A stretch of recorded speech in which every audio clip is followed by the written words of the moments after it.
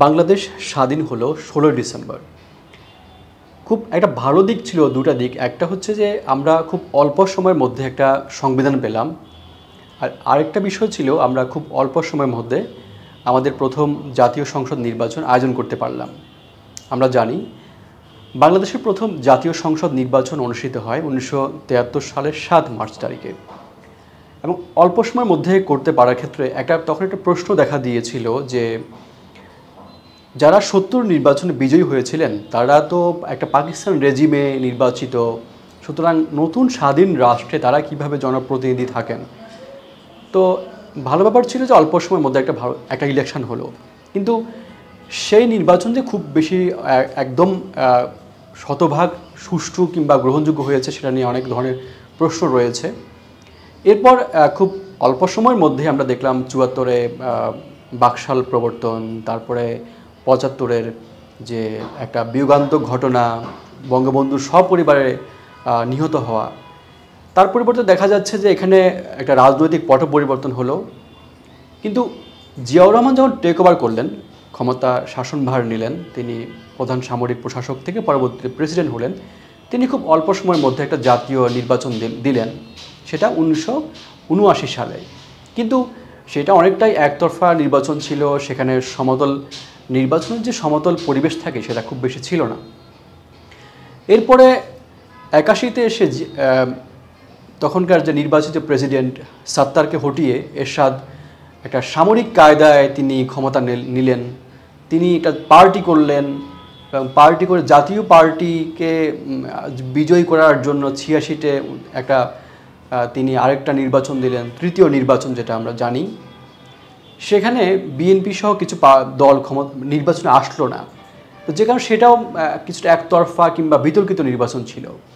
এরপর ৮৮-তে আমরা দেখলাম একটা তুগলুকি কাণ্ড, সেখানে একটা এরশাদ ছাড়া বাকি অনেকগুলো দল নিয়ে একটা একটা সম্মিলিত বিরোধী দল হলো, সেখানে বিএনপি আওয়ামী লীগ কেউ আসলো না। তো সব মিলিয়ে দেখা গেল যে বাংলাদেশে আসলে যদিও আইন আরপিও আমাদের যে প্রধান আইন, গণপ্রতিনিধিত্ব আদেশ, অন্যান্য আইনগুলো সেগুলো খুব বেশি সমস্যা ছিল না, কিন্তু সমস্যা ছিল যারা শাসন ক্ষমতায় ছিলেন তারা নির্বাচনকে তাদের মতো করে ব্যবহার করেছেন, কিংবা ক্ষমতায় আসার একটা উপায় তারা ব্যবহার করেছেন নির্বাচনকে।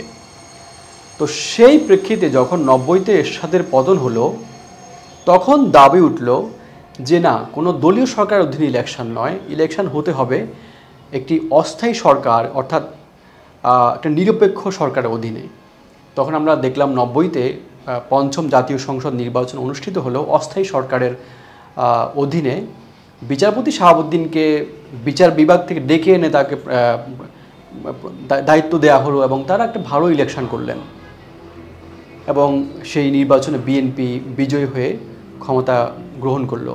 কিন্তু সমস্যা আবার তৈরি হলো যে যেহেতু সাংবিধানিক কিংবা আইনি কাঠামো ছিল না সেই অস্থায়ী সরকারের, কিংবা সেটা একটা স্থায়ী নির্বাচন পদ্ধতি ছিল না বা নির্বাচনকালীন সরকার ছিল না, সেজন্য যখন ৯৪-তে মাগুরার নির্বাচনে ব্যাপক কারচুপির অভিযোগ উঠল, এর আগে দুটো সিটি কর্পোরেশন নির্বাচনে বিএনপি হারলো, কিন্তু যে কোনো উপায়ে তারা মাগুরার নির্বাচনে জিততে চাইলেন।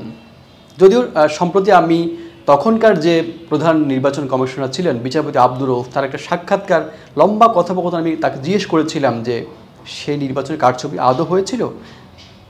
তার বক্তব্য ছিল যে না, হয়নি, বরং দলগুলো অনেক বেশি আগ্রাসী ছিল। ইভেন তখনকার প্রধান বিরোধী দলের নেত্রী শেখ হাসিনা, তিনিও একদম মাগুরাতে আগের দিন গিয়ে উপস্থিত ছিলেন, তিনি নানানভাবে প্রভাব বিস্তার করার চেষ্টা করেছিলেন। কিন্তু তিনি যেটা বলেছিলেন সেখানে কতগুলো ফ্যাকশন ছিল, অর্থাৎ কিছু অঞ্চল ভেদে কোনো প্রার্থীর বেশি ভোট ছিল, ওই বিষয়গুলোর কারণে সেখানে বিএনপির প্রার্থী জয়ী হয়েছিলেন, তার মতে কারচুপি হয়নি। কিন্তু একটা সর্বজনীন কথা কিংবা আমরা থামরুল দেখায় যদি বলি, সবাই তখনকার যারা বিরোধী দল তখন সবার এক বাক্যে যে এই নির্বাচনে কারচুপি হয়েছিল। ওই নির্বাচনের পর থেকেই যে যাতে পরবর্তী নির্বাচন নির্দলীয় তত্ত্বাবধায়ক সরকারের অধীনে অনুষ্ঠিত হয়, একটা দাবি উঠল দাবি নয়, একই সঙ্গে সংসদ থেকে 140+ সংসদ সদস্য তারা পদত্যাগ করলেন এবং একটা মাঠে ব্যাপক আন্দোলন হলো। তো আন্দোলনের একটা পর্যায়ে 15 ফেব্রুয়ারি নির্বাচন হওয়ার মাধ্যমে যেটা সুবিধা হলো যে একটা সংখ্যাগরিষ্ঠ আসন পেল বিএনপি, এবং আন্দোলন এক পর্যায়ে পরবর্তীতে বিদেশি রাষ্ট্রদূতদের এক ধরনের চাপ সব মিলিয়ে বিএনপি সরকার সংসদে তত্ত্বাবধায়ক সরকার ব্যবস্থার যে বিল সেটি পাশ করলো। এটা একটা মানে বলা যায় যে একটা রাজনৈতিক বন্দোবস্ত ছিল। একটা ছিল আমাদের সংবিধান, আমরা একটা নতুন সংবিধান পেলাম যখন 72-এ, একটা রাজনৈতিক বন্দোবস্ত। পরবর্তীতে 3 জোটের রূপরেখা যেটা ছিল 90-তে, সেটাও খুব ভালো ছিল, যদিও এটা আইনি কিংবা একটা লিগ্যাল ফ্রেমওয়ার্ক ছিল না, যে কারণে এটা পরবর্তী দলগুলো এটা মানতে বাধ্য থাকেনি। এবং স্বৈরাচার জাতীয় পার্টির মতো দল আবার ইলেকশনে নির্বাচনে আসলো, এবং নির্বাচন আচরণবিধি মানার ক্ষেত্রে দলগুলো তাদের 3 জোটের রূপরেখার যে অঙ্গীকার সেগুলো মানলো না বা পালন করলো না। তো কিন্তু তত্ত্বাবধায়ক সরকার ব্যবস্থা আনার মধ্য দিয়ে একটা রাজনৈতিক বন্দোবস্ত হলো, একটা বলা যায় যে একটা সমঝোতা। যদিও বিএনপি মানতে বাধ্য হয়েছিল, কিন্তু বিএনপি এটাকে মেনে নিয়েছিল, এবং সেটার মাধ্যমেই আমরা দেখলাম পরবর্তী 4টি নির্বাচন ভালো হয়েছিল। যদিও 2008-এর নির্বাচন নিয়ে কিছুটা বিতর্ক রয়েছে, আমরা দেখলাম 96-তে, তারপরে 2001-এ, এর আগে 91-তে যেটা অস্থায়ী সরকার। তো বাংলাদেশের প্রেক্ষাপটে আমরা যেটা দেখি যে তত্ত্বাবধায়ক সরকার অধীনেই কিংবা যখন দলগুলো যখন নির্দলীয় সরকার অধীনে নির্বাচন হয় সেগুলো সুষ্ঠু হয়, এবং সেগুলোতে দেখা যায় যে বিগত জাস্ট যারা সর্বশেষ ক্ষমতায় ছিলেন তাদের পরাজয় হয়। আর যে 7টি নির্বাচন দলীয় সরকার অধীনে অনুষ্ঠিত হয়েছে সেগুলো আমরা দেখলাম যে সেখানে যারা দলীয় যারা ক্ষমতায় ছিলেন তারাই আবার ক্ষমতায় ফিরে এসেছেন। তো যদি সংক্ষেপে বলি, দেখা যায় যে দলীয় সরকারের অধীনে 7টি নির্বাচন যেগুলো হয়েছে সেগুলো নিয়ে বিতর্ক, আর যে 4টি নির্বাচন তত্ত্বাবধায়ক সরকারের অধীনে হলো সেগুলো মোটামুটি গ্রহণযোগ্য, এবং সবচেয়ে ভালো ইলেকশন হলো 91-তে, পরবর্তীতে 96 এবং 2001-এ। তো বাংলাদেশের প্রেক্ষাপটে অনেকে যুক্তি দেখান যে পৃথিবীর অনেক দেশে নির্বাচন কমিশন নির্বাচন করে ফেলে, তত্ত্বাবধায়ক সরকার ব্যবস্থা দরকার হয় না। কিন্তু বাংলাদেশের প্রেক্ষাপটে আসলে অনেকগুলো কারণে এখানে তত্ত্বাবধায়ক সরকার ব্যবস্থা থাকতে হয়। তা আমরা কি দেখলাম যে আগে যখন মহাজোট ক্ষমতায় আসলো, তারা তাদের নির্বাচনী ইশতেহারে বা কোথাও বললেন না যে তারা তত্ত্বাবধায়ক সরকার ব্যবস্থা বাতিল করবেন। কিন্তু দেখা গেল 2010 সালে মে মাসে যখন 5ম সংশোধনী বাতিলের রায় আসলো, সেটার প্রেক্ষিতে একটা সংসদীয় কমিটি গঠন করা হলো, পুরো সংবিধান রিভিউ করা হলো, 104 জনের মতামত নেওয়া হলো, এবং সর্বশেষ একটা প্রায় 10 মাসের অনেকগুলো বৈঠক হলো। বৈঠকের পরে আমরা দেখলাম তার অনেক পরে, মানে 1 বছর পরে, সম্ভবত সেটি হচ্ছে 10ই মে 2011-তে উচ্চ আদালত থেকে একটা রায় আসলো যে তত্ত্বাবধায়ক সরকার ব্যবস্থা থাকবে কি থাকবে না। তখন আদালত বলল যে পরবর্তী দুটি জাতীয় নির্বাচন তত্ত্বাবধায়ক সরকার ব্যবস্থার অধীনে হবে, কিন্তু বিচার বিভাগকে তত্ত্বাবধায়ক সরকার ব্যবস্থার সঙ্গে রাখা হবে কিনা সে ব্যাপারে সিদ্ধান্ত নেবে হচ্ছে সংসদ। কিন্তু আমরা দেখলাম যে কমিটি হলো সংসদীয় কমিটি, বিশেষ কমিটি, তারা একটা সর্বসম্মত সুপারিশ করলো এরপরে, সেটা হচ্ছে সম্ভবত 29শে মে, যে তত্ত্বাবধায়ক সরকার ব্যবস্থা সংবিধানে বহাল থাকবে, তবে 3 মাসের সময়সীমা একটা বেঁধে দিতে হবে। কিন্তু এবং সেই যে সংসদীয় কমিটির যে বৈঠক হলো সেখানে অলমোস্ট মহাজোট সহ আওয়ামী লীগের সব নেতৃবৃন্দ সবাই বললেন যে তত্ত্বাবধায়ক সরকার ব্যবস্থা রাখতে হবে, না হলে দেশে বিশৃঙ্খলা হবে। কিন্তু সেটা সর্বসম্মত সুপারিশ হলো 29শে মেতে 2011-তে। কিন্তু 30শে মে প্রধানমন্ত্রীর সঙ্গে একটা বৈঠক হলো ওই কমিটির যারা সিনিয়র সদস্য তাদের সঙ্গে। ওই কমিটির বৈঠকের পরে এই সিদ্ধান্ত, এই যে সর্বসম্মত সুপারিশ, সেটি পাল্টে যায়, এবং দেখা যায় পরদিন 1 জুন মাননীয় তখনকার প্রধানমন্ত্রী তিনি সংবাদ সম্মেলন করে বললেন যে আমি তত্ত্বাবধায়ক সরকার ব্যবস্থা বাতিল করিনি, আদালত করেছে। কিন্তু এটা একটা ভুল ব্যাখ্যা, কারণ আদালত বলেছে যে পরবর্তী 2 শান্তি শৃঙ্খলা রক্ষার জন্য পরবর্তী 2 নির্বাচন অনুষ্ঠিত হবে তত্ত্বাবধায়ক সরকার ব্যবস্থার অধীনে। তো দেখা গেল এই অপব্যাখ্যা পরবর্তীতে আমরা দেখলাম খুব তড়িঘড়ি করে সংসদের যে বাজেট অধিবেশন সেখানে তত্ত্বাবধায়ক সরকার ব্যবস্থা বাতিল করা হলো পঞ্চদশ সংশোধনী পাশ করার মধ্য দিয়ে, এবং এর মধ্য দিয়ে বাংলাদেশের নির্বাচনী ব্যবস্থা খাদে পড়ে গেল। এবং পরবর্তীতে আমরা দেখলাম যতগুলো নির্বাচন অনুষ্ঠিত হলো তত্ত্বাবধায়ক সরকার ব্যবস্থা বাতিলের কারণে সেগুলোর একটাও ওইভাবে সুষ্ঠু কিংবা সবার অংশগ্রহণে যদিও ছিল 2018-তে, কিন্তু সেখানেও নির্বাচনের লেভেল প্লেয়িং ফিল্ড ছিল না, নির্বাচনের ফলাফল মাঠ সবই একতরফা। তো এটা কেন হয় যে তত্ত্বাবধায়ক সরকার ব্যবস্থা থাকে না যখন তখন একরকম, কিংবা যখন থাকে তখন একরকম কেন হয়? আরেকটু বলি যে তত্ত্বাবধায়ক সরকার ব্যবস্থা বহালের এই যে রায়, সেখানে কিন্তু আদালত যেটা করলো, প্রথম বলল 2 টার্ম থাকবে, কিন্তু তারা চূড়ান্ত রায় 16 মাস পরে যখন রায় দেওয়া হলো সেখানে কিন্তু চূড়ান্ত রায়ে সেটি বাদ দিয়ে দেওয়া হলো। সেটা একটা ফ্রড অন দ্য কোর্ট, যে আদালতের অসদাচরণ যেটা ABM খায়রুল হক করলেন।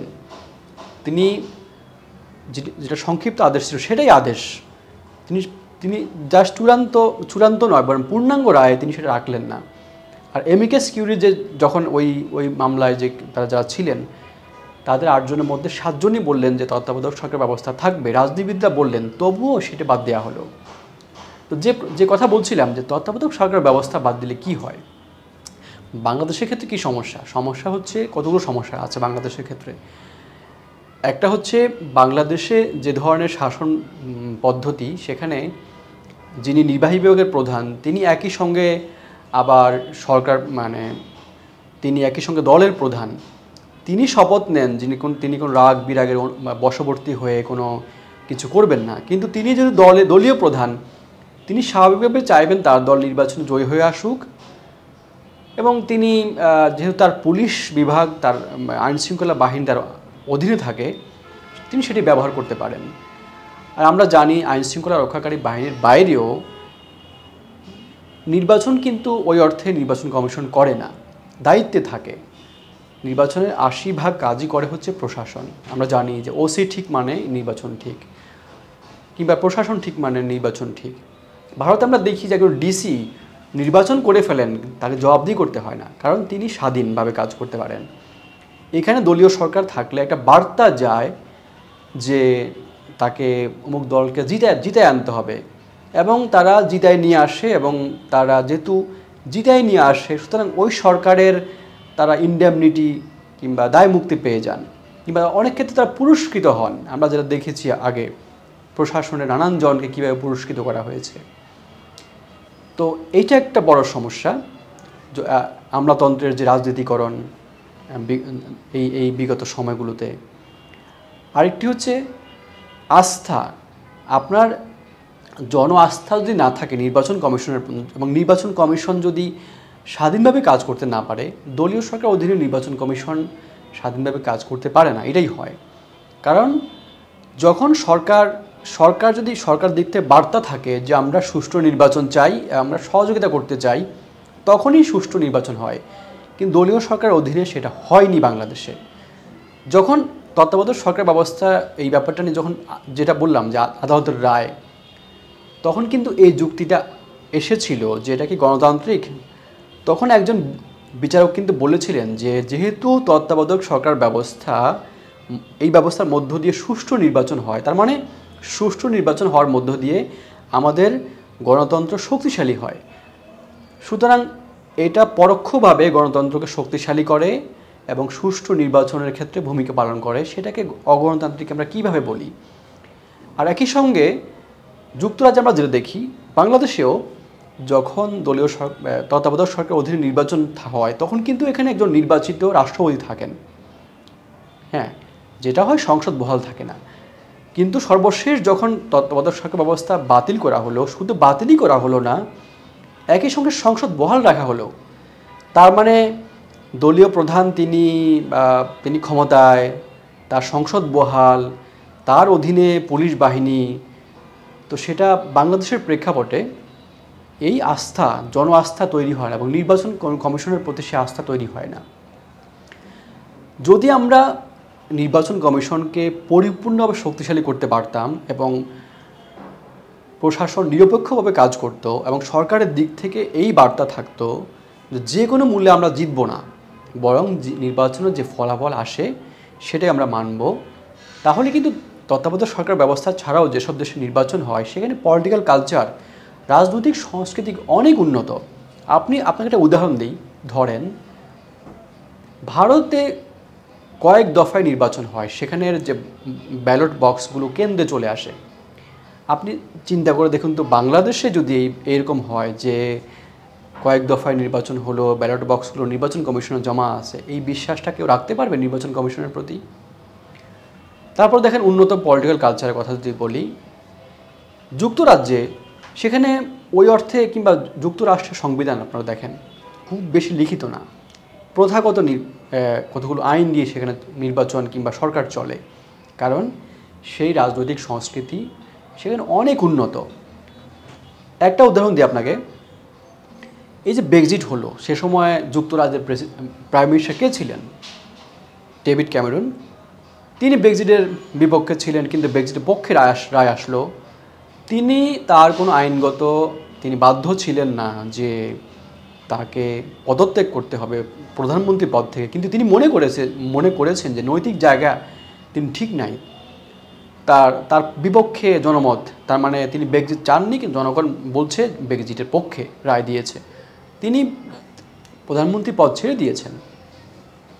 তো সেই রাজনৈতিক সংস্কৃতি যদি বিনির্মাণ করা না যায় কিংবা নির্বাচন কমিশনকে যদি শক্তিশালী করা না যায়, বাংলাদেশের মতো দেশের ক্ষেত্রে এখনও পর্যন্ত আমাদের এই যে নির্দলীয় সরকার, সেটা যে কোনো ফরম্যাটই হোক, সেটার অপরিহার্যতা থাকবেই।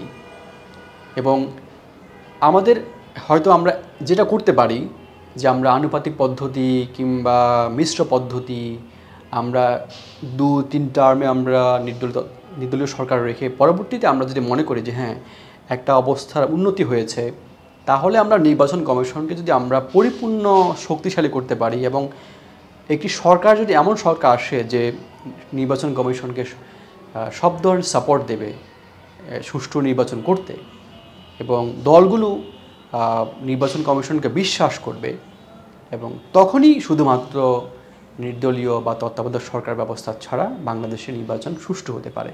আমার বেশ কয়েকটি বই রয়েছে নির্বাচন নিয়ে, বাংলাদেশের নির্বাচনী ব্যবস্থা ও ফলাফল একটি বই, মার্কিন যুক্তরাষ্ট্র সরকার রাজনৈতিক নির্বাচন ব্যবস্থা আরেকটি বই। তো আমার নিজেরও এটি হচ্ছে পর্যবেক্ষণ। তো এতক্ষণ আমাকে শোনার জন্য আপনাদের সবাইকে অনেক ধন্যবাদ।